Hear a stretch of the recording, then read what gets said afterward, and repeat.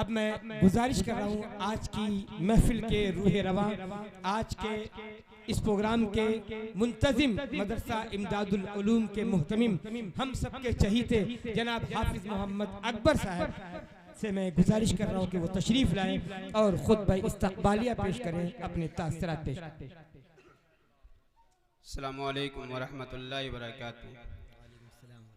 معزز سامعین کرام، سب سے پہلے میں خدا بزرگ و برتر کا شکریہ ادا کرتا ہوں جس نے مجھ جیسے ایک کمتر طالب علم کو آپ کے روبرو کچھ جسارت کرنے کی ہمت بخشی۔ الحمدللہ مدرسہ امداد العلوم کا یہ دوسرا سالانہ جلسہ ہے جس میں مدرسہ ہذا کے قیام و مقاصد کی بابت کچھ عرض کرنا چاہتا ہوں۔ ممکن ہے کہ دوران گفتگو مجھ سے کچھ چوک ہو جائے، لیکن آپ سے مقدمانہ گزارش ہے کہ میری کم علمی سمجھ کر میری اصلاح فرمائیں گے۔ حضرات، مدرسہ امداد العلوم جو کہ آپ کے محلے میں واقع ہے، جس میں دینی علوم کے ساتھ عصری علوم کا بھی خاص خیال رکھا گیا ہے، جس کی چند جھلکیاں بعد نماز مغرب آپ کے سامنے پیش کی گئی۔ میں بات کو طول نہ دے کر اصل بات کی طرف آتا ہوں۔ حضرات، میں اکثر ایک درد اور قرآن لے کر جی رہا تھا کہ ایک ایسا ادارہ قائم ہو جس میں دینی تعلیم کے ساتھ عصری تعلیم کا معقول بندوبست ہو، جس کا اظہار کئی بار بڑے بھائی اعظم صاحب، سمیم صاحب، حافظ ابراہیم صاحب رحمۃ اللہ علیہ سے وغیرہ سے ہمیشہ کیا کرتا تھا۔ اس وقت شمار علی بھائی کا مکان خالی تھا، کسی مصلحت کے تحت وہ خواب شرمندہ تعبیر نہ ہو سکا، مگر میں نے امید کا دامن نہ چھوڑا، بس رب کریم کے سامنے دستے دعا اٹھاتا رہا اور اس کی رحمت سے امید لگائے رہا۔ آخر خدا نے میری دعا قبول کی اور مجھے اچھی طرح یاد ہے، اور وہ پل، وہ تاریخ، وہ دن کبھی نہیں بھول سکتا۔ ماہ دسمبر 2018 بروز بدھ بعد نماز عشاء کی بات ہے، جب اچانک میرے چچا جمیل صاحب کا فون آیا اور ان کا اتنا کہنا کہ قاری حامد صاحب اپنی زمین پر ایک مدرسہ کا قیام چاہتے ہیں۔ بس فرط خوشی سے اشک بار ہو گیا اور بے اختیار رب ذوالجلال کا بار بار شکر ادا کرنے لگا، اور ہم نے چچا جمیل صاحب سے دوسرے دن تک کے لیے مہلت چاہی۔ اس کے بعد سب سے پہلے میں جن سے اس معاملے میں مشورہ کا خواہاں تھا وہ تھے ہمارے مشفق اکرم فرما الحاج قاری رضی الدین صدیقی صاحب۔ بعد اپنے بڑے بھائی مولانا بدر عالم صاحب ندوی سے رجوع کیا۔ دونوں صاحبان نے مجھے فراخ دلی سے مبارکباد دے کر اس کام کو جلد از جلد شروع کرنے کی تاکید کی۔ ہاں یاد آیا 14 دسمبر بروز جمعہ اپنے بہنوئی جن کے ذریعہ سے یہاں تک پہنچا ہوں، آج اس لائق بنا ہوں، وہ ہے مولانا انوار الحق صاحب قاسمی، جو کہ فی الوقت اعظم گڑھ میں مقیم ہے۔ ان سے پھر بڑے بھائی کی طرح ہر وقت سرپرستی کرتے رہتے ہیں۔ قاری شاہد انور صدیقی صاحب سے مشورہ لیا۔ میں قاری شاہد انور صدیقی صاحب کی وہ حوصلہ افزائی کیسے بھول جاؤں جو انہوں نے اس وقت کی۔ انہوں نے برجستہ میری بات سنتے ہی کہا تھا، بھائی اس سلسلے میں بالکل تاخیر نہ کریں، اور میں آپ کے دامے درمے سخنے قدم با قدم ساتھ ہوں۔ میں نے عمیق دل سے ان کا شکریہ ادا کیا، اور بھلا اتنی اہم اور خوشی کی بات اپنے سرپرست حضرت مولانا متین الحق اسامہ صاحب سے نہ بتاؤں، یہ ہو ہی نہیں سکتا تھا۔ لہذا بغیر تاخیر کانپور کے لیے روانہ ہوا۔ وہ دن تھا جمعہ کا۔ جب میں پہنچا تو خطبہ جمعہ میں کچھ وقت باقی تھا۔ ایسے وقت میں حضرت کو زحمت نہیں دے سکتا تھا، اسی وجہ سے حضرت کے حجرت کے باہر خاموشی سے بیٹھ گیا۔ مگر یہ کیا ابھی چند ساعتیں گزری تھی کہ گویا انہوں نے مجھے کیمرے میں دیکھ لیا اور اپنے خادم خاص کو حکم دیا، جاؤ اکبر بیٹھا ہے، باہر بلا لو۔ وہ خادم قاری بدر الزماں صاحب تھے۔ میں مؤدبانہ انداز میں دھیمے قدموں سے حضرت کے آرام گاہ میں داخل ہوا۔ سلام اور مصافحہ کے بعد حضرت نے بے ساختہ فرمایا، تم یہاں، اور وہ بھی بغیر اطلاع کے۔ میں نے عرض کیا، حضرت گستاخی معاف، اصل میں خادم کا خیال تھا کہ حضرت جمعہ کے دن کانپور ہی میں قیام کرتے ہیں، اس لیے بلا جھجک حاضر ہو گیا۔ حضرت نے فرمایا، بہت اچھا کیا، ٹھیک ہے، بعد نماز بات ہوتی ہے۔ اس کے بعد نماز سے فارغ ہو کر کھانے کے دوران ہی حضرت نے اچانک آنے کی وجہ پوچھی۔ میں نے ساری باتیں حضرت کے گوشے گزار کر دی۔ سننے کے بعد حضرت نے تھوڑا توقف کیا۔ اس بیچ میں لرز ہی گیا، شاید شان میں کچھ گستاخی تو نہیں ہو گئی، مگر اگلے ہی پل حضرت نے جو جملہ مجھ سے فرمایا وہ قابل ذکر ہے۔ حضرت نے فرمایا، اکبر اگر تم مدرسے کا قیام کر کے آتے تو اور بھی زیادہ مجھے قلبی فرحت ہوتی۔ خیر میری تمام تر دعائیں تمہارے ساتھ ہے، اب جاؤ اور دیر نہ کرو، بس شروع کر دو۔ اب کیا تھا، اس وقت مجھے جیسے خوشیوں کے پر لگ گئے ہوں، اب میں لکھنؤ واپس آ گیا اور ایک بار پھر بھائی قاری شاہد انور صاحب کو فون کیا اور حضرت کی رضامندی ظاہر کر دی۔ بھائی شاہد صاحب نے بھی کہا اب کیا سوچنا، کام شروع کر دو۔ میں نے کہا سب سے پہلے مجھے اس کی صفائی اور فرش کا کام کروانا ہے، مگر اس کے لیے وسائل میرے پاس نہیں ہے۔ انہوں نے کہا کام شروع کر دو، بقیہ خدا کو چھوڑ دو، اور دیکھتے ہی دیکھتے 11 دن کی محنت و کاوش سے کام مکمل ہو گیا، جس میں 7 لاکھ روپے صرف ہوئے، اور یہ روپے میں نے اپنے بہنوئی، اپنے دوستوں اور جناب قاری رضی الدین صاحب سے بطور قرض لیے۔ ہاں ایک بات رہ گئی، ابھی کام مکمل بھی نہیں ہوا تھا کہ ایک شام بذریعہ فون پر خبر ملتی ہے کہ تقریباً 14 بچے ہیں جو آپ کے مدرسے میں داخلہ چاہتے ہیں، چونکہ جس مدرسے میں وہ زیر تعلیم تھے وہ بند ہو چکا تھا۔ میں نے کہا اگر ابھی کام کو تکمیل کو نہیں پہنچا، مگر آپ تشریف لائیں، یہ میری خوش نصیبی ہے کہ اللہ تعالیٰ نے کام ختم ہونے سے قبل ہی اس میں پڑھنے والوں کا انتظام کر دیا۔ خیر وہ بچے آ گئے اور 14 بچے 2 استاذہ سے مدرسے کا تعلیمی سلسلہ 24 دسمبر سے شروع ہو گیا۔ حضرات یہ چھوٹا سا کارواں رواں دواں ہو گیا، مگر کچھ عرصہ کے بعد ایسا بھی وقت ہم نے دیکھا جب یہ لگا کہ یہ کارواں یہیں دم توڑ دیتا۔ ایسے نازک موقع پر میں نے سب سے پہلے حضرت مولانا عبدالولی صاحب فاروقی دامت برکاتہم سے رجوع کیا۔ حضرت نے میرے تمام تر احوال سننے کے بعد کچھ اس انداز میں حوصلہ افزائی فرمائی گویا کوئی بات ہوئی نہ ہو، اور آن کی آن میری ساری فکر دھواں ہو گئی۔ میں بتاتا چلوں کہ اگر میں استاذ محترم حضرت مولانا دلاور حسین صاحب دامت برکاتہم کا تذکرہ نہ کروں تو یہ بڑی چوک ہوگی۔ تعلیمی نظام کی بہتری کی غرض سے حضرت والا سے گزارش کی، جس سے انہوں نے بڑی محبت سے نہ صرف قبول کیا بلکہ 7 مہینوں تک آپ تشریف لا کر اس کام کو تکمیل تک پہنچایا، اور آج الحمدللہ اسی نہج پر مدرسہ حاضہ گامزن ہے۔ ایک اور محسن کا میں ذکر نہ کروں تو احسان فراموش کہلاؤں گا، وہ ہے میرے بھانجے مولانا ابرار الحق ثاقبی۔ اگر وہ عمر کے اعتبار سے مجھ سے چھوٹے ہیں مگر علمی لیاقت میں مجھ سے بہت بڑے ہیں۔ موصوف 2019 سے آج تک مدرسہ حاضہ کی خدمت بغیر کسی تنخواہ بحسن و خوبی انجام دے رہے ہیں، اور میرے ساتھ ہر نصیب و فراز میں قدم با قدم چلتے ہیں۔ میں آج کی اس بزم میں دل کی گہرائی سے ان کا شکریہ ادا کرتا ہوں۔ اسی طرح تمام اساتذہ، خصوصاً قاری عبدالرزاق صاحب کا، جو تمام اساتذہ میں سب سے زیادہ عرصہ سے مدرسے کی خدمت کو انجام دے رہے ہیں۔ ساتھ ہی آپ تمام سامعین، بزم علماء کرام، شورا عظام کا بھی آپ نے میری دعوت کو قبول کر کے مجھے عزت بخشی۔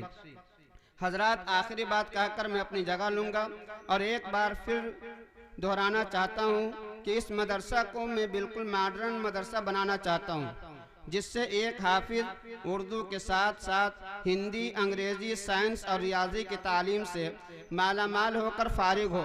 خیر من جملہ طور پر بتا دوں کہ مدرسہ 14 بچوں سے شروع کیا گیا تھا، اور آج ماشاءاللہ دارالاقامہ میں 63 اور شہری بچے تقریباً مجموعی 55، مجموعی تعداد 117 ہے، اور اساتذہ و اسٹاف کی تعداد 10 ہے۔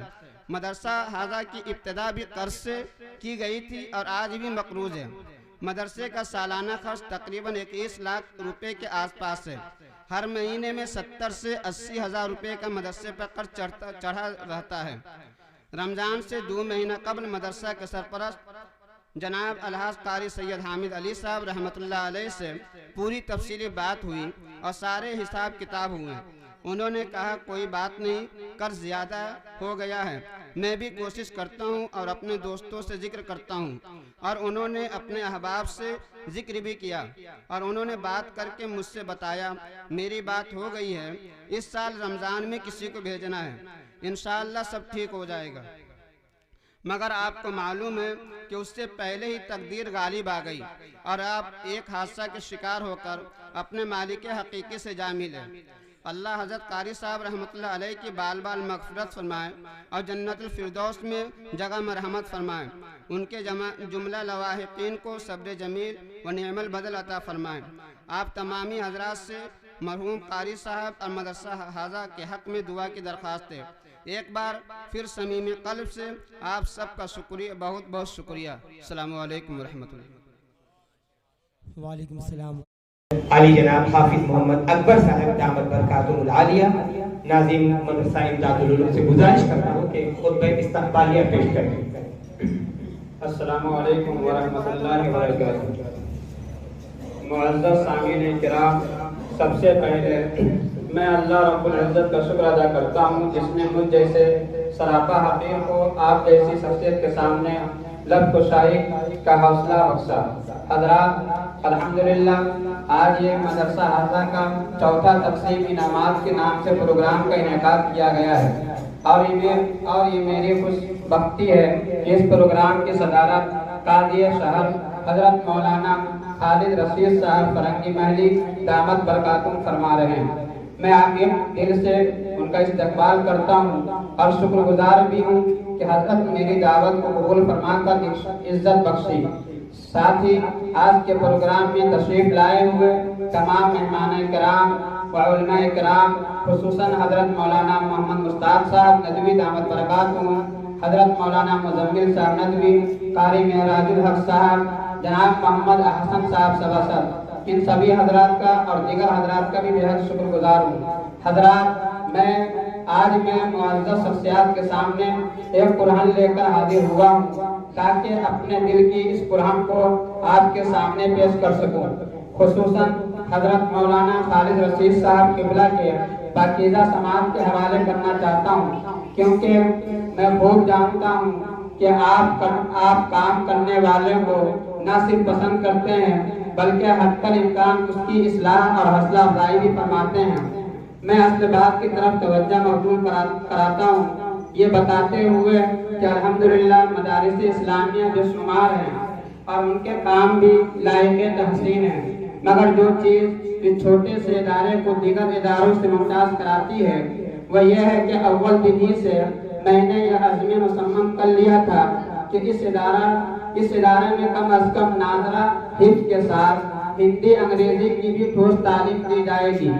مثلا اگر عربی میں الف پڑھائی جائے گی تو انگریزی میں اے اور ہندی میں آ بھی پڑھایا جائے گا۔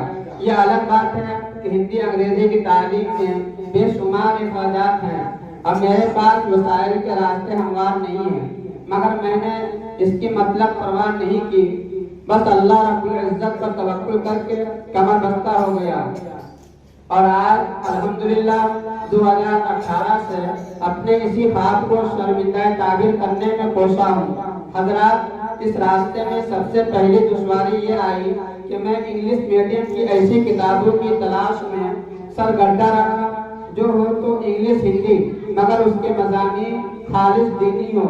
اسی درمیان ایک صاحب سے ملاقات ہوئی جو خود بھی ماشاءاللہ ندوی تھے۔ انہوں نے وجہ جاننے کی کوشش کی تو میں نے انہیں بتایا کہ میں ہر طالب علم کو حفظ کے ساتھ انگلش میڈیم کی بھی تعلیم دینا چاہتا ہوں۔ میری بات پر وہ ہنسی ہی پڑے اور کہنے لگے بڑی ٹیڑھی کھیر ہے، آپ نے بلا وجہ جذباتی فیصلہ کر لیا ہے، اس خیال کو اپنے ذہن سے نکال پھینکے، یہ ارادہ آسان نہیں ہے۔ اور اس کا اندازہ مجھے تب ہوا جب میں نے 1 سال مکمل کر لیا کہ دیگر مدارس والے دینی تعلیم کے ساتھ اس نہج پر عصری تعلیم کیوں نہیں دیتے ہیں، کیونکہ اس میں خرچ بہت ہوتا ہے اور مدارس میں اکثر نادار بچے ہوتے ہیں جو انگلش میڈیم کی کتابیں اور فیس نہیں دے سکتے ہیں۔ اور کمال تو یہ ہے کہ مدرسہ حاضہ میں بچوں کو قیام و طعام کے ساتھ کوش دریس یہاں تک کہ جیب خرچ بھی دیا جاتا ہے۔ آپ اگر چاہیں تو کسی بھی بچے سے کہیں بھی معلوم کر سکتے ہیں، اور یہی وجہ ہے کہ مدرسہ دن بدن مقروض ہوتا چلا جا رہا ہے۔ اور کیوں نہ ہو کہ انگلش میڈیم کی کتابیں ہی بتاتے خود بڑی مہنگی آتی ہیں، اس کے ساتھ مدرسے میں ایک ماہ کا خرچ 1,52,000 جو کہ سالانہ خرچ 16,72,000 کے آس پاس ہوتے ہیں۔ اتنی بڑی رقم کہاں سے آ سکتی ہے؟ یقیناً آپ کی مزید تعاون کی ضرورت ہے۔ حضرات، آخری بات کہہ کر اپنی جگہ لوں گا کہ آج سے ٹھیک 11 ماہ 22 دن قبل مدرسہ ہادہ کو بڑا جھٹکا لگا۔ وہ یہ کہ جس زمین پر یہ مدرسہ قیام پذیر ہے، یہ مرحوم قاری حامد صاحب رحمۃ اللہ علیہ کا دیا ہوا تحفہ ہے، اور آخری وقت تک انہی کی سرپرستی میں یہ کارواں گامزن رہا، مگر 23 صاحبان کو وہ ایک حادثے کے شکار ہو گئے اور ان کے صاحبان کو اپنے مالک حقیقی سے جا ملے۔ اللہ تعالیٰ سے دعا ہے کہ اللہ حضرت قاری صاحب رحمۃ اللہ علیہ کی بار بار مغفرت فرمائے۔ حضرات، آج یہ مدرسہ بغیر کسی سرپرست کے چل رہا ہے، اسے ایک مخلص سرپرست کی ضرورت ہے، لہذا میں حضرت مولانا خالد رشید صاحب دامت برکاتہم سے بڑی عاجزی اور امید کے ساتھ التجا کرتا ہوں کہ مدرسہ ہادہ کی سرپرستی قبول فرما دیں، تاکہ جس طرح سے اللہ تعالیٰ آپ سے کام لے رہا ہے، میں پورے یقین کے ساتھ یہ بات بتاتا ہوں کہ اس وقت آپ میرے علم کے مطابق کوئی دوسرا ثانی نظر نہیں آ رہا ہے۔ بس حضرت اس مدرسے کی سرپرستی کو قبول فرما لیں، تاکہ جس طرح سے آپ ہمیں بتائیں اس مدرسے کو پروان چڑھانے میں ہم کوسا رہیں۔ ایک بار پھر میں یہاں تشریف لائے ہوئے تمام علماء کرام اور سامعین کا دل کی گہرائی سے شکریہ ادا کرتا ہوں۔ السلام علیکم ورحمۃ اللہ وبرکاتہ۔ انگلش اسپیچ کے لیے آ رہے ہیں عزیزم محمد الطاف سلمہ استقبال خیر مقدم۔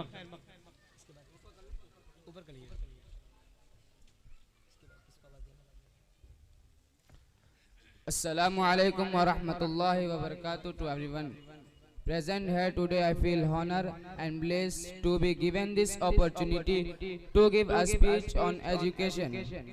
I hope everyone learns something from this speech.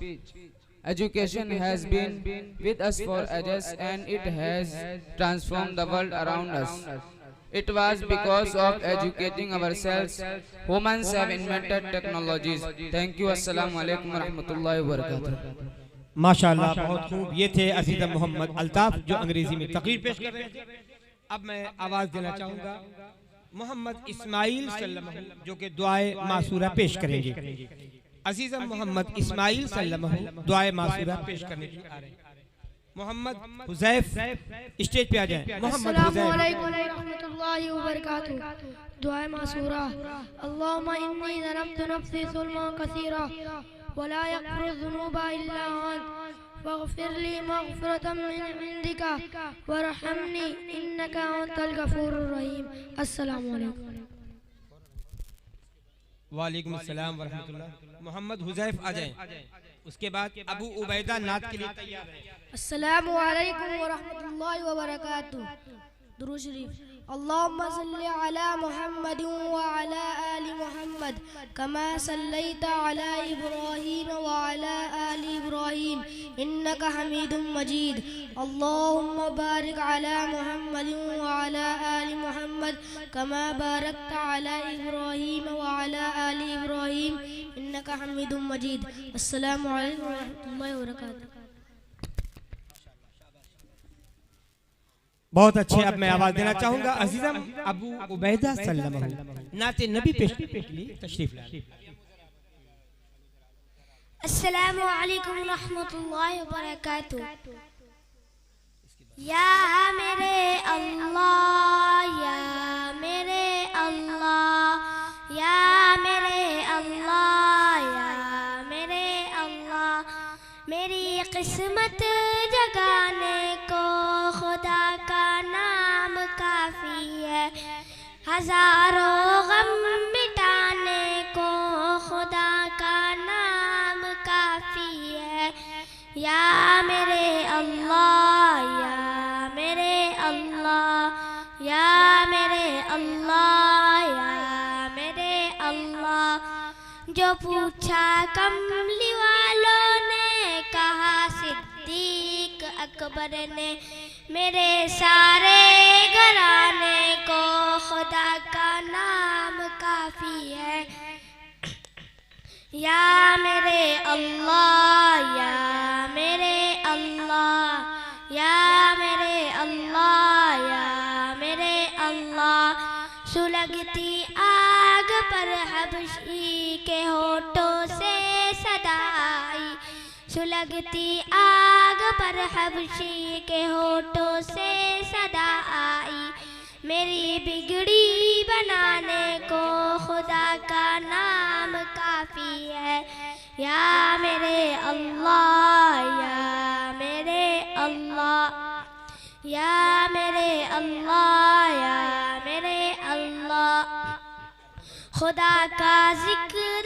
کرتا ہوں خدا کے اس دیوانے کو خدا کا ذکر کرتا ہوں سکون قلب ملتا ہے خدا کے اس دیوانے کو خدا کا نام کافی ہے یا میرے اللہ یا میرے اللہ السلام علیکم وعلیکم السلام. آئیے میں آواز دینا چاہوں گا عزیزم محمد عادل عزیزم محمد یاسر سلمہ مکالمہ پیش کرنے کے لیے تشریف لا رہے ہیں. مکالمہ کس انداز کا ہوگا وہ آپ دیکھیں گے, آپ کو اندازہ لگے گا کیسے کیسے بچے تیار ہو رہے ہیں. ہندی تقریر کے لیے ہندی اسپیچ کے لیے عزیزم محمد ارقم اسٹیج پہ آ جائیں. السلام علیکم ورحمۃ اللہ وبرکاتہ. وعلیکم السلام ورحمۃ اللہ وبرکاتہ. کیوں بھائی عادل, بہت دنوں کے بعد ملاقات ہوئی, کہیں چلے گئے تھے کیا؟ نہیں جناب, کیا بتاؤں, پڑھائی لکھائی سے چھٹی نہیں ملتی کہ دوستوں سے ملاقات کروں. ویسے بھی امتحان بہت قریب ہے, اس لیے میں نے دوستوں سے ملنا جلنا بہت کم کر رکھا. خیر, آج بڑی خوشی کی بات ہوئی, اچانک آپ سے ملاقات ہو گئی.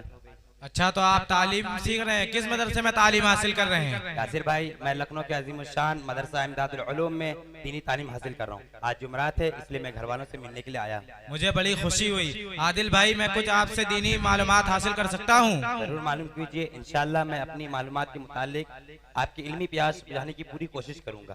بتائیے کہ حضور صلی اللہ علیہ وسلم نے جبریل علیہ السلام کو ان کی اصلی صورت میں کتنی مرتبہ اور کس کس وقت دیکھا؟ آپ صلی اللہ علیہ وسلم نے جبریل فرشتے کو ان کی اصلی شکل میں پوری زندگی میں 4 مرتبہ دیکھا. نمبر 1 جب آپ صلی اللہ علیہ وسلم غار حرا میں تھے.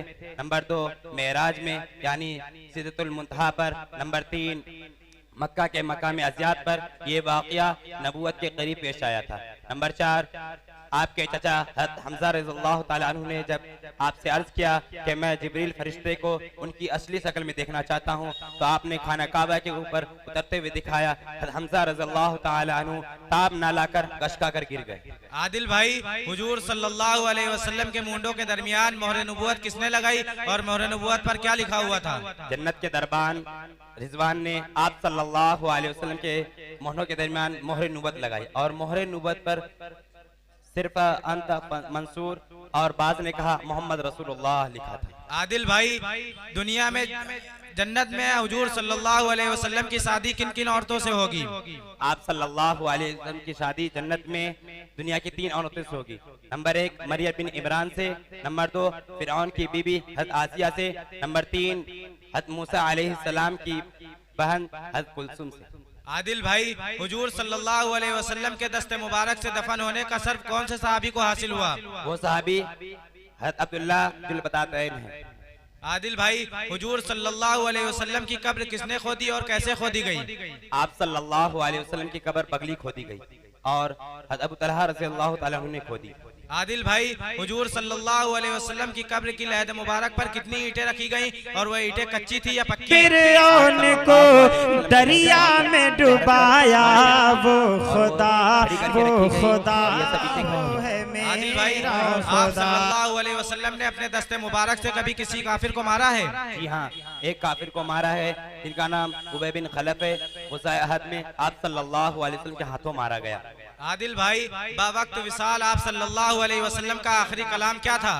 آپ صلی اللہ علیہ وسلم کا آخری کلام یہ تھا اللہم بالرفیق الاعلی.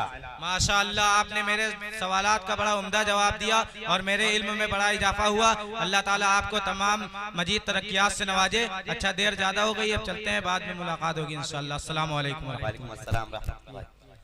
ماشاءاللہ بہت خوب. یہ تھے مدرسہ امداد العلوم کے طلبہ.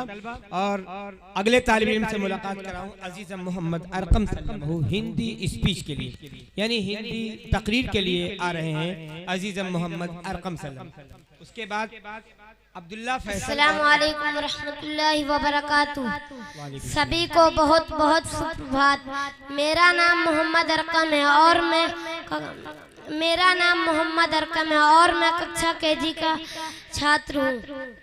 سبھی کو آج کے بھاشن سماروہ میں آپ سبھی کا حاضر سواگت کرتا ہوں. آج کا دن بہت خاص ہے کیونکہ ہمارے اپنے مدرسے نے سفلتا پورے 5 سال پورے ہو گئے ہیں.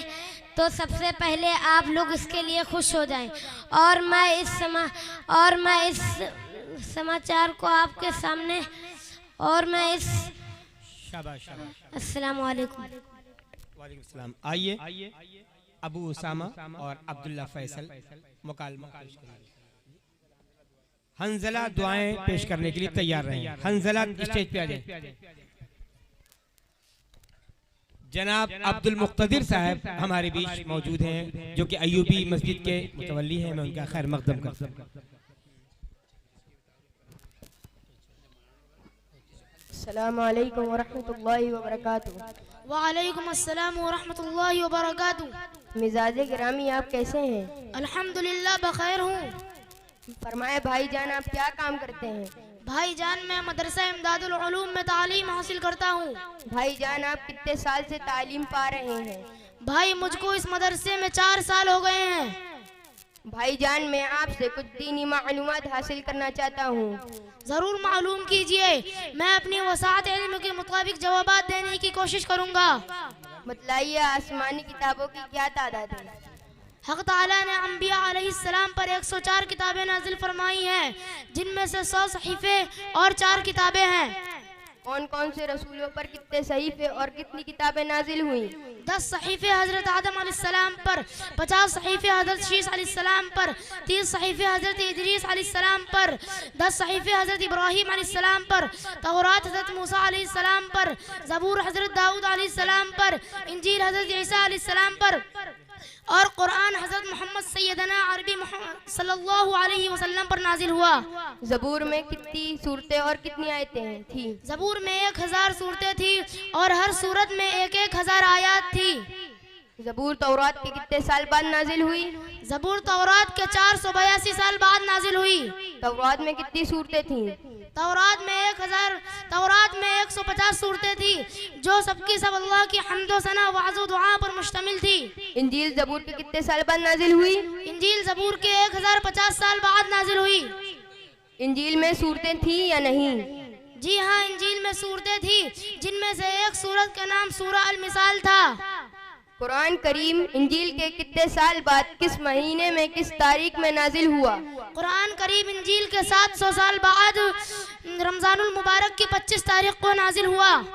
قرآن کریم کا وہ کون سا حصہ ہے جو آپ صلی اللہ علیہ وسلم سے پہلے کسی نبی پر نازل نہیں ہوا؟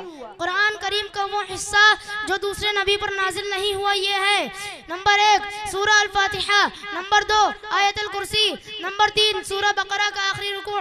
یہ تینوں عرش کے خزانے سے نازل ہوئے ہیں. بہت بہت شکریہ، آپ نے میرے سوالات کے بہت مستند جواب دیے. اللہ تعالیٰ آپ کے علم اور ترقی عطا فرمائے. اچھا بھائی جان چلتا ہوں. السلام علیکم. وعلیکم السلام ورحمۃ اللہ وبرکاتہ. ماشاءاللہ بہت خوب. اپنا انعام لے لیں سید جمیل صاحب کے مبارک سے. قرآن کے بارے میں تو آپ کو بہت کچھ معلوم ہے لیکن اس کے علاوہ اور کون سی آسمانی کتابیں، اس حوالے سے یہ بچے سوال و جواب آپ کے درمیان رکھ رہے تھے. بہت مبارکباد. میں آواز دینا چاہوں گا حنزلہ سلمہ. عزیزم حنزلہ سلمہ آئیں اور دعائیں پیش کریں. عزیزم. السلام علیکم ورحمۃ اللہ وبرکاتہ. دودھ پینے کی دعا اللہم بارک لنا فیہ وزدنا منہ. دعوت کھانے کے بعد کی دعا اللہم اتم من اتمنی واسقی من سقانی. السلام علیکم ورحمۃ اللہ وبرکاتہ. وعلیکم السلام. عزیزم عبد المقیت سلمہ، عزیزم عبد المقیت سلمہ متعلم مدرسہ امداد. عزیزم محمد خالد دعائیں پیش کرنے کے لیے تیار رہیں. ہمارے بیچ مولانا مزمل ندوی صاحب دامت برکاتہم کیلے والی مسجد کے امام و خطیب تشریف لائے. میں ان کا استقبال کرتا ہوں، خیر مقدم کرتا ہوں. السلام علیکم ورحمۃ اللہ وبرکاتہ. میرا ایمان بناتے ہیں مدارس والے، ملک سے پیار سکھاتے ہیں مدارس والے. میرا ایمان بناتے ہیں مدارس والے، ملک سے پیار سکھاتے ہیں مدارس والے. ہاں میرا ایمان بناتے ہیں مدارس والے، ملک سے پیار سکھاتے ہیں مدارس والے. دیکھی تاریخ بزرگوں کی تو معلوم ہوا، دیکھی تاریخ بزرگوں کی تو معلوم ہوا. ملک پہ جان لٹاتے، ملک پہ جان لٹاتے ہیں مدارس والے، ملک سے پیار سکھاتے ہیں مدارس والے. ہاں میرا ایمان بناتے ہیں مدارس والے، ملک سے پیار سکھاتے ہیں مدارس والے. ہاں میرا ایمان بناتے ہیں مدارس والے، ملک سے پیار سکھاتے ہیں مدارس والے. کوئی نفرت نہ کدورت نہ بغاوت، کوئی نفرت نہ کدورت نہ بغاوت. کوئی امن کا پاٹھ پڑھاتے،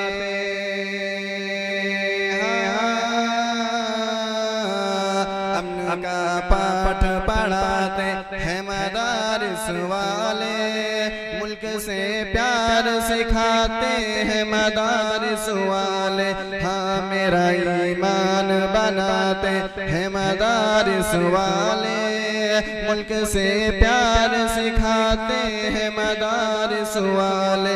ہاں میرا ایمان بناتے ہیں مدارس والے، ملک سے پیار سکھاتے ہیں مدارس والے. ہاں میرا ایمان بناتے ہیں مدارس والے، ملک سے پیار سکھاتے ہیں مدارس والے. بہت اچھے، زندہ باد زندہ باد. وہ پریم چند ہو جوہر ہو کہ پھر مدنی ہو، وہ پریم چند ہو جوہر ہو کہ پھر مدنی ہو. ایسے جاباز بناتے ایسے جاباز بناتے ہیں مدارس والے، ملک سے پیار سکھاتے ہیں مدارس والے. ہاں میرا ایمان بناتے ہیں مدارس والے، ملک سے پیار سکھاتے ہیں مدارس والے. ہاں میرا ایمان بناتے ہیں مدارس والے، ملک سے پیار سکھاتے ہیں مدارس والے. ان کو نفرت کی نگاہوں سے نہ دیکھو یارو، ان کو نفرت کی نگاہوں سے نہ دیکھو یارو. پھول الفت کے کھلاتے پھول الفت کے کھلاتے ہیں مدارس والے، ملک سے پیار سکھاتے ہیں مدارس والے. ہاں میرا ایمان بناتے ہیں مدارس والے، ملک سے پیار سکھاتے ہیں مدارس والے، ہاں میرا ایمان بناتے ہیں مدارس والے، ملک سے پیار سکھاتے ہیں مدارس والے۔ رات دن روزہ نمازوں کی ہی باتیں ہوتی، رات دن روزہ نمازوں کی ہی باتیں ہوتی، آخرت سب کی بناتے، آخرت سب کی بناتے ہیں مدارس والے، ملک سے پیار سکھاتے ہیں مدارس والے، ہاں میرا ایمان بناتے ہیں مدارس والے، ملک سے پیار سکھاتے ہیں مدارس والے، ہاں میرا ایمان بناتے ہیں مدارس والے، ملک سے پیار سکھاتے ہیں مدارس والے۔ آج تک فرقہ پرستی کے مخالف ہی رہے، آج تک فرقہ پرستی کے مخالف ہی رہے، پھر بھی الزام لڑاتے، پھر بھی الزام لڑاتے ہیں مدارس والے، ملک سے پیار سکھاتے ہیں مدارس والے، ہاں میرا ایمان بناتے ہیں مدارس والے، ملک سے پیار سکھاتے ہیں مدارس والے، ہاں میرا ایمان بناتے ہیں مدارس والے، ملک سے پیار سکھاتے ہیں مدارس والے۔ ملک سے پیار تو ایمان کا حصہ ہے فہیم، ملک سے پیار تو ایمان کا حصہ ہے فہیم، یہی رگ رگ میں بساتے، یہی رگ رگ میں بساتے ہیں مدارس والے، ملک سے پیار سکھاتے ہیں مدارس والے، ہاں میرا ایمان بناتے ہیں مدارس والے، ملک سے پیار سکھاتے ہیں مدارس والے، ہاں میرا ایمان بناتے ہیں مدارس والے، ملک سے پیار سکھاتے ہیں مدارس والے۔ السلام علیکم ورحمۃ اللہ وبرکاتہ۔ وعلیکم السلام ورحمۃ اللہ وبرکاتہ۔ آئیے مدارس کے حوالے سے آپ کے درمیان بہت خوبصورت نظم پیش کی گئی، بہت مبارکباد۔ آئیے آواز دینا چاہوں گا عزیزہ محمد خالد سلمہ، عزیزہ محمد خالد سلمہ متعلم مدرسہ امداد العلوم آئیں اور دعائیں پیش کریں۔ اس کے بعد میں آواز دینا چاہوں گا عزیزم انعام الحق سلمہ، ہم پیش کرنے کے لیے اسٹیج پہ تیار ہیں۔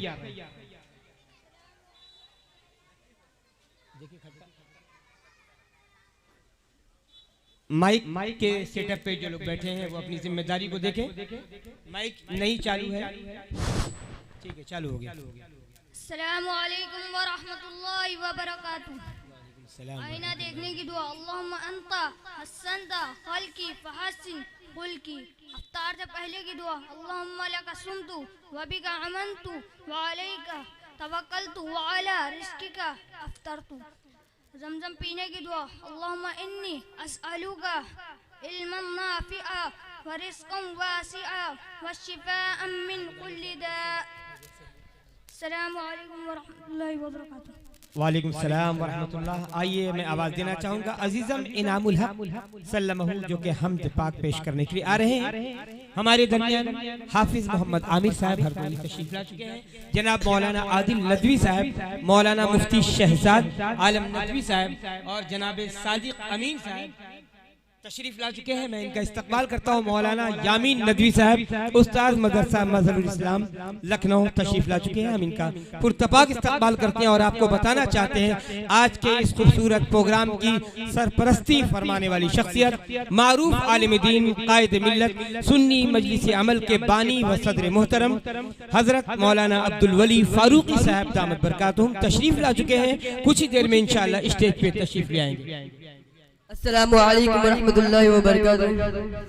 بستی کی رونق مسجد اور شان مدرسوں سے، بستی کی رونق مسجد اور شان مدرسوں سے، اب تک ہے آباد ہندوستان مدرسوں سے، میری شان مدرسوں سے، میری پہچان مدرسوں سے، میری شان مدرسوں سے.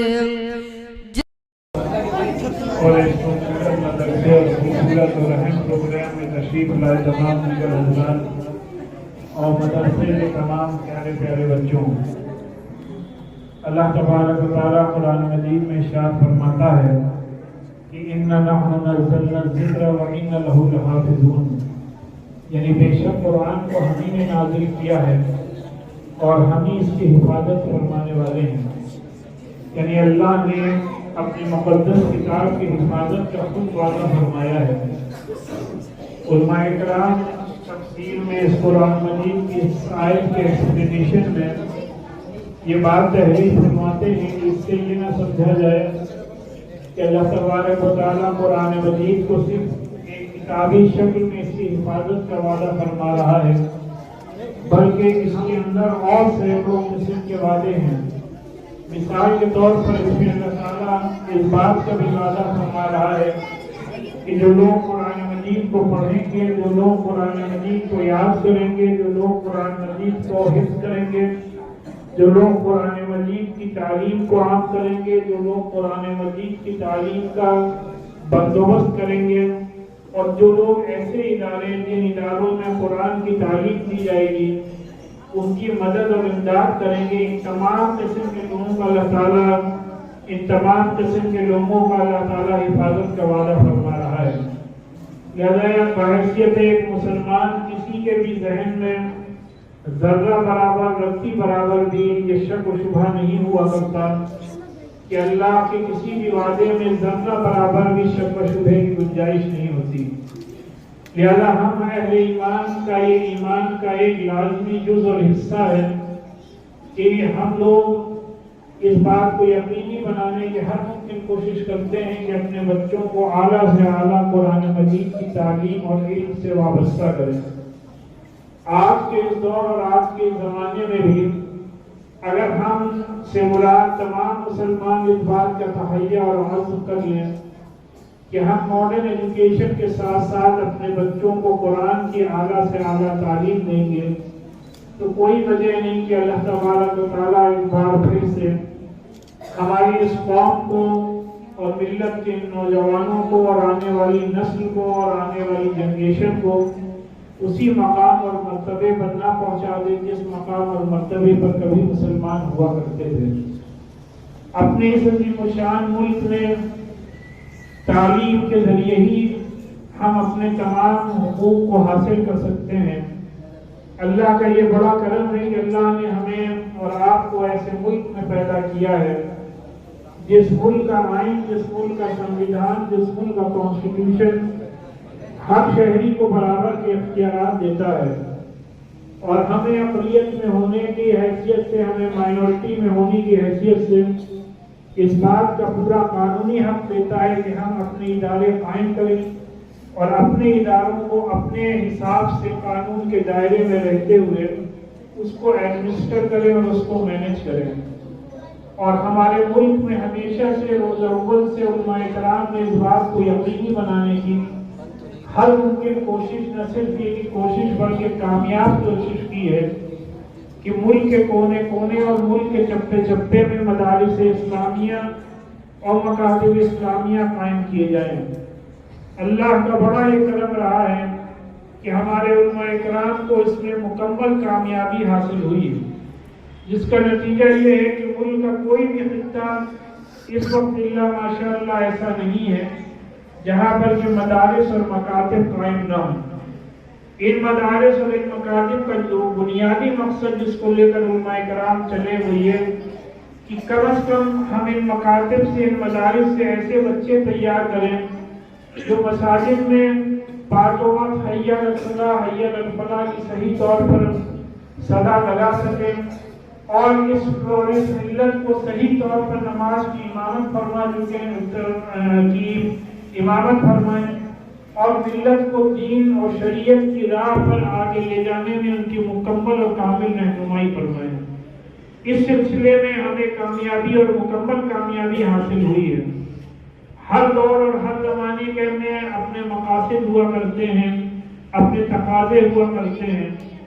اس وقت کا جو تقاضا ہے وہ یہ کہ ہم اپنے بچوں کو اعلیٰ سے اعلیٰ تعلیمی تعلیم دینے کے ساتھ ساتھ عصری اور ماڈرن ایجوکیشن کا بھی ان کا معقول بندوبست کریں۔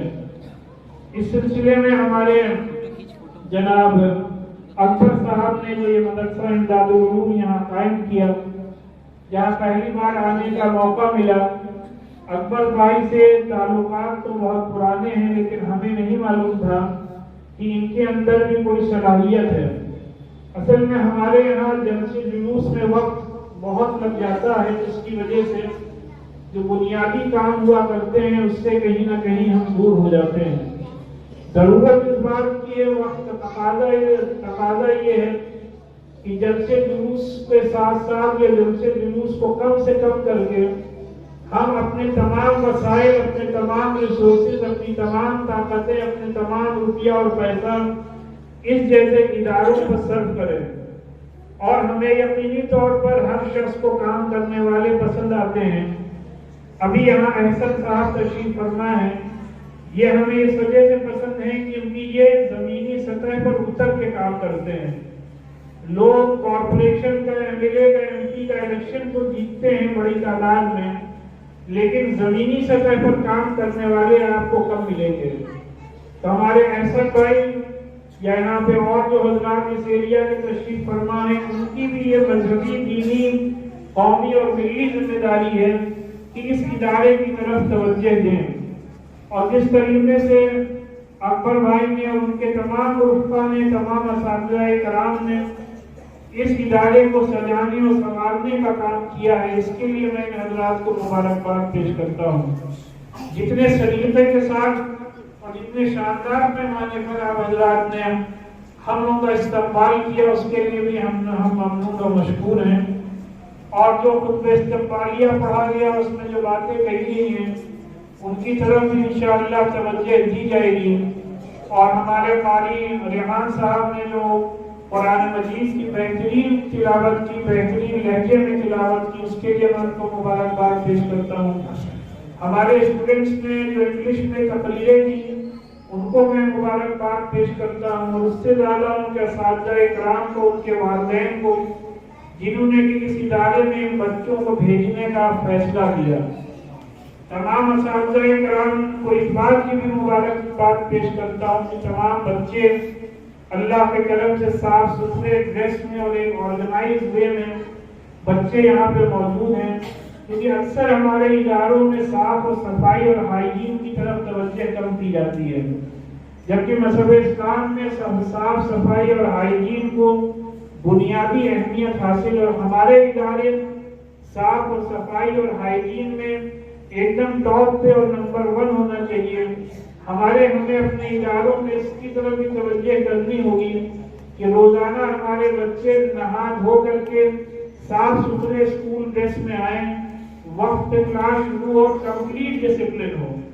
دیکھیے اگر آپ اپنے شہری میں دیکھیں جو بڑے بڑے اسکول کالجز ہیں، چاہے لماٹیا ہو، چاہے سنٹ فرانسس ہو، چاہے کرائسٹ چرچ ہو، یا کیتھیڈرل ہو، یا سٹی مونٹیسری کی مثال لے لیں، ان تمام اداروں میں جو لکھپتی اور کروڑ پتی لوگ بھی لائن لگائے سویرے فجر کے وقت سے کھڑے ہو جاتے ہیں کہ ان کے بچوں کو اس میں ایڈمیشن مل جائے، irrespective of یہ کہ وہاں کتنی زیادہ فیس لی جا رہی ہے، وہ فیس دینے کے لیے لوگ تڑپ رہے ہیں کہ صرف ہمارے بچوں کا اس میں داخلہ کر لیا جائے۔ اس کی بنیادی وجہ یہ ہے کہ ان اداروں میں جتنی کرسچن مشنریز ہیں انہوں نے اپنے اسکول اور کالجز کا جو اسٹینڈرڈ ہے وہ ایک دم اعلیٰ سے اعلیٰ، اس کو اعلیٰ سے اعلیٰ اسٹینڈرڈ کو یقینی بنایا ہے، اس میں 100% ڈسپلن کو یقینی بنایا ہے۔ اگر کوئی بچہ بھی 5 منٹ بھی اسکول میں لیٹ آتا ہے تو اس کو واپس کر دیا جاتا ہے۔ اسکول میں اگر کوئی بچہ شرارت کرتا ہے یا انڈسپلن کرتا پکڑا جاتا ہے تو 2-3 بار وارننگ دینے کے بعد اس کو ادارے سے نکال دیا جاتا ہے۔ ٹیچرز پر اس بات کو یقینی بنایا جاتا ہے، تنبیہ کی جاتی ہے کہ وہ پڑھائی کے اوقات میں صحیح طور پر بچوں کو بیسٹ پاسبل ایجوکیشن دیں۔ اس کا بھی نتیجہ یہ ہوتا ہے کہ جب رزلٹ آتا ہے تو ان اداروں کے بچے اور اداروں سے کہیں زیادہ ٹاپ پر ہوتے ہیں۔ ہمیں اپنے بچوں کو عربی زبان ہو یا اردو ہو یا ہندی ہو یا انگلش ہو، اس میں اس کا جو تلفظ ہے، جو پروننسیشن ہے، اس کی طرف توجہ دینے کی ضرورت ہے۔ دنیا میں اس وقت سب سے زیادہ بولے جانے والی زبان ظاہر سی بات ہے انگلش زبان ہے۔ جہاں کہیں بھی ہمارے بچے اگر اسلامک ٹاپک پر انگلش میں تقریر کرتے ہیں تو اس کا ایک الگ اثر ہوتا ہے، اس کو لوگ بہت ہی سنجیدگی سے اور سیریسلی لیتے ہیں۔ لہذا یہاں پہ جو بھی انگلش کے ٹیچر ہیں ان کو مبارکباد پیش کرتے ہوئے ان سے یہی گزارش ہے کہ بچوں کے تلفظ اور پروننسیشن کی طرف خصوصی توجہ دینے کی ضرورت ہے، اور حفظ کے ساتھ ساتھ جو دیگر مضامین پر توجہ دی جا رہی ہے یہ بھی اپنے آپ میں ایک بہت اچھا قدم ہے۔ اور مولانا مشتاق صاحب تشریف فرمائے یا حضرات ہمارے یہاں دارالعلوم نظامیہ فرنگی محل میں جو درجہ حفظ ہے وہاں پر روزانہ آخری جو گھنٹہ ہوتا ہے وہ 2 دن انگلش کا، 2 دن ہندی کا، 2 دن اردو کا اور 2 دن عربک کا ہوتا ہے، جس میں کہ جب بچہ حفظ کر کے نکلے تو کم از کم اس کو ان تینوں زبانوں کا جو بنیادی علم ہے وہ حاصل ہو جائے۔ اس سے زیادہ ایک حافظ کرنے والے بچے پر ظاہر سی بات ہے بوجھ نہیں ڈالا جا سکتا ہے۔ ہمیں اس بات کو بھی یقینی بنانا ہے کہ جو بچہ قرآن حفظ کرے وہ بنیادی طور پر صحیح طور پر اس کو قرآن یاد ہو، جس سے کہ وہ زندگی بھر قرآن کو یاد رکھ سکے۔ قرآن یاد کرنا ایک بار کا مال نہیں ہے، بلکہ زندگی بھر قرآن کو یاد رکھنا اپنے آپ میں ایک اللہ کا بڑا معجزہ ہے۔ یہ تبھی ممکن ہے جب کہ شروع سے بچپنے سے ہمارے اداروں میں بچوں کو قرآن کی صحیح تعلیم دی جائے۔ ہم لوگ کا یہ خواب ہے کہ ہمارے بچے جو کہ حافظ قرآن بھی ہوں اور وہ IAS اور IPS آفیسر بھی بن سکیں، وہ ڈاکٹر اور انجینئر بھی بن سکیں، وہ IFS آفیسر بھی بن سکیں، وہ چارٹرڈ اکاؤنٹنٹ بھی بن سکیں، اور یہ کوئی بڑا کام نہیں ہے۔ اگر آپ تاریخ میں جائیں گے تو تاریخ میں بڑے بڑے سائنسدان جتنے بھی سائنٹسٹ گزرے ہیں سب کے سب مسلمان گزرے ہیں، اور ان میں بڑی تعداد حافظ قرآن کی تھی، حفاظ کی تھی۔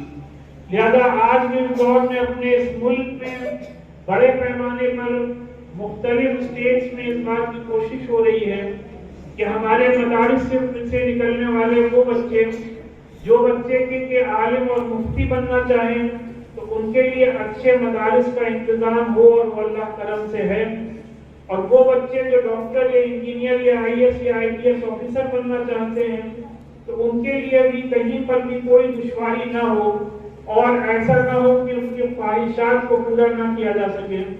اس سلسلے میں آپ نے دیکھا کہ جو بدر میں شاہین انسٹیٹیوشن قائم کیا گیا ڈاکٹر عبدالقدیر صاحب نے، انہوں نے پورے ریسرچ اور تحقیق اور ایک بڑی ٹیم کو لگا کر پورے ریسرچ اور تحقیق کے بعد ایک ایسا نصاب بنایا، ایک ایسا سلیبس بنایا جس میں کہ اس بات کی گنجائش رکھی گئی، اس بات کی فیسلٹی دی گئی کہ وہ بچہ جس نے قرآن حفظ کیا ہے اور پھر وہ آگے اصلی تعلیم حاصل کرنا چاہتا ہے تو اس کو ہم لوگ 6 مہینے سے انگلش، میتھس اور سائنس پڑھائی جاتی ہے، اور صرف ان 3 سبجیکٹ کو 6 مہینے پڑھانے کے بعد ان کا ڈائریکٹ ایڈمیشن کلاس 8 میں کر لیا جاتا ہے۔ اور پھر اللہ کا یہ بڑا کرم ہے کہ وہ بچے جو اسکول کالج سے پڑھ کر آئے ہیں انہی بچوں کے ساتھ یہ حافظ قرآن بھی 8 کلاس میں ساتھ میں پڑھتے ہیں، اور کم وقت میں अल्लाह के करम से, कुरान के मौजूदे से, कुरान की बरकत से ये बच्चे उन बच्चों से कहीं ज्यादा आगे निकल जाते हैं। आप देखें अभी जो इस साल जो नीट का एग्जाम आया, जो नीट का रिजल्ट आया, जिसकी नीट को क्वालिफाई करने के बाद बच्चे डॉक्टर बनते हैं, तो पूरे मुल्क में जो शाहीन की जितनी ब्रांचेज हैं उनमें से तकरीबन 500 बच्चों का सिलेक्शन हुआ है। 500 बच्चों का सिलेक्शन होना किसी भी एक इंस्टीट्यूट से पूरे मुल्क में ये अपने आप में एक बड़ा रिकॉर्ड है, किसी भी दूसरे इदारे में आपको देखने को नहीं मिलेगा। और उन 500 बच्चों में वो हुफ़ाज़ किराम भी शामिल थे जिन्होंने कि यहाँ पे शाहीन में एडमिशन लिया और उन सबको भी गवर्नमेंट सीट मिली है। और इन 500 बच्चों में तकरीबन 450 बच्चे मुसलमान थे। इसी तरीके से जो IAS IPS बनने का मसला है, हम लोगों ने अपने यहाँ इस्लामिक सेंटर ऑफ इंडिया में पूरा इसका इंतजाम किया है कि लड़का हो या लड़की हो, इस्लामी माहौल में रहकर अगर वो इस सिलसिले में तालीम हासिल करना चाहता है तो उसको हर मुमकिन फैसिलिटी दी जाती है।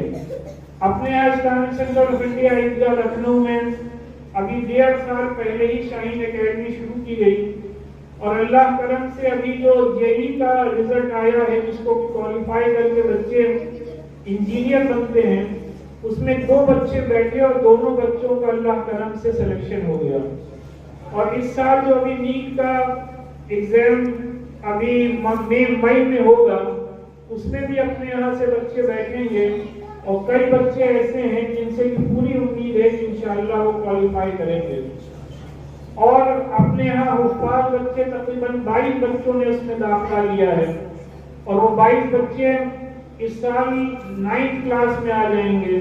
और टीचर्स का खुद कहना है कि ये जो हुफ़ाज़ बच्चे हैं, ये कहीं से भी जो स्कूल कॉलेज से बच्चे जो बचपने से नर्सरी से स्कूल कॉलेज में पढ़ रहे हैं, उनमें अब 1 साल 1.5 साल के बाद उन बच्चों में किसी भी किस्म की कोई भी कमी पाई नहीं जा रही है। लेकिन यहाँ पे अपने यहाँ रूल सख्त है कि बच्चों को हॉस्टल ही में रहना है और इस्लामी माहौल में उनको रखा जाता है और दीनियात का क्लास बाकायदा 45 घंटे का 45 मिनट का होता है जो मौलाना मुश्ताक साहब लेते हैं। और लड़के और लड़कियों का दोनों का अलग क्लासेस होते हैं, दोनों का हॉस्टल भी अलग है। और किसी भी बच्चे को एकेडमी में, इंस्टीट्यूशन में मोबाइल रखने या इस्तेमाल करने की कतई तौर पर इजाजत नहीं होती। इस वक्त हमारे माशरे में, हमारी सोसाइटी में जो सबसे बड़ा फितना और सबसे बड़ा बिगाड़ और फसाद फैला हुआ है, उसकी बुनियादी वजह मोबाइल है। तमाम वालिदैन को इसकी तरफ तवज्जो देनी होगी कि चाहे लड़का हो चाहे लड़की हो, उसको पढ़ाई के दौरान मोबाइल बिल्कुल भी ना दिया जाए, मोबाइल का इस्तेमाल बिल्कुल भी ना किया जाए, ना करने दिया जाए। और जिन बच्चों को घर बात करनी होती है तो सिर्फ इतवार के दिन है कि वो बच्चे अपने घर पे बात कर सकते हैं। इतने जब सख्ती के साथ टाइट माहौल में बच्चों को रखा जाता है तो जाहिर सी बात है उसका रिजल्ट भी अल्लाह की तरफ से देखने को मिलता है। यहाँ पे जो बच्चे भी कुरान हिफ्ज़ करेंगे और उनकी अगर ये तमन्ना और आरज़ू है और उनके अंदर मेहनत करने की सलाहियत है और उनके वालिदैन के अंदर अगर ये जज्बा है कि वो अपने बच्चे को पढ़ाई के दौरान किसी भी बहाने से, न नाना नानी के इंतकाल के बहाने से, न घर में शादी और ब्याह के बहाने से एक दिन की भी छुट्टी नहीं दिलाएंगे तभी उनका एडमिशन किया जाता है। और शर्त यह है कि अगर खुदा न खास्ता सिर्फ माँ बाप या भाई बहन ही का इंतकाल हुआ है तभी छुट्टी दी जाती है। इसके अलावा किसी भी हालत में एक दिन की भी छुट्टी नहीं दी जाती है। जब हम अपने बच्चों को इतने सख्त माहौल में रखेंगे तभी जाकर के हमारे जो बुजुर्गों और आपके वालिदैन की जो तमन्नाएं हैं, जो आरज़ुएं हैं, हम वो पूरा कर सकते हैं। और हम सबका मुसलमान होने के हैसियत से और एक हिंदुस्तानी मुसलमान होने की हैसियत से हम सबकी ये जिम्मेदारी है कि हम अपने बच्चों को आला से आला तालीम दिलाने के जरिए से अपने मुल्क को तामीर और तरक्की की राह में ले जाने की कोशिश करें। अल्लाह तबारक व तआला से दुआ है कि जो हजरात यहाँ पे ये मेहनतें कर रहे हैं اللہ تعالیٰ ان کو قبول فرمائے، اور جو حضرات یہاں پہ مدد اور امداد کر رہے ہیں، اپنا مذہبی فریضہ سمجھ کے کر رہے ہیں، اللہ تعالیٰ ان کے جذبے کو قبول فرمائے، اور جن کو ابھی تک اس بات کی توفیق نہیں ہوئی ہے اللہ تعالیٰ ان حضرات کو اس کی توفیق عطا فرمائے، اور تمام بچے، کسی بھی بچے کے انٹیلیجنس میں اور ذہانت میں کمی نہیں ہوتی ہے، ضرورت اس بات کی ہے کہ اس بچے پر صحیح طور پر اس کی تربیت کی جائے۔ اللہ تعالیٰ سے ایک بار پھر سے دعا ہے کہ اللہ تعالیٰ ہم سب کو اس دین اور ملت کی اور اس ملک کی خدمت کے لیے قبول فرمائے۔ وآخر دعوانا الحمدللہ رب العالمین۔